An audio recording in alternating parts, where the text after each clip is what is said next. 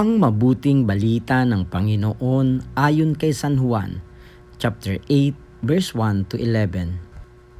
Noong panahong iyon, si Jesus ay pumunta sa bundok ng mga Olibo. Kinaumagahay nagbalik siya sa templo.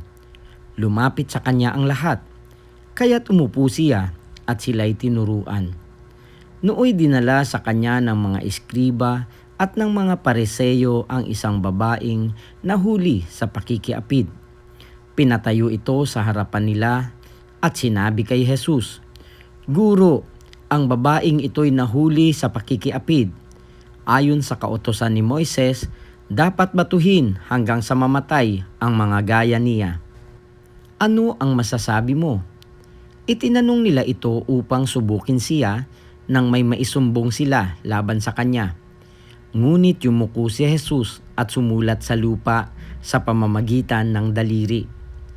Ayaw nilang tigilan ng katatanong si Jesus, kaya't sila'y tiningnan niya at sinabi ang ganito, "Sino man sa inyo na walang kasalanan ang siyang maunang bumato sa kanya." At muli siyang yumuko at sumulat sa lupa. Nang marinig nila ito, sila'y isa-isang umalis, simula sa pinakamatanda. Walang naiwan kundi si Jesus at ang babaeng naroon pa rin sa harapan niya. Tiningnan siya ni Jesus at tinanong, "Nasaan sila? Wala bang nagparusa sa iyo?" "Wala po, Ginoo," sagot ng babae. Sinabi ni Jesus, "Hindi rin kita parurusahan. Humayo ka at huwag nang magkasala." Ang mabuting balita ng Panginoon.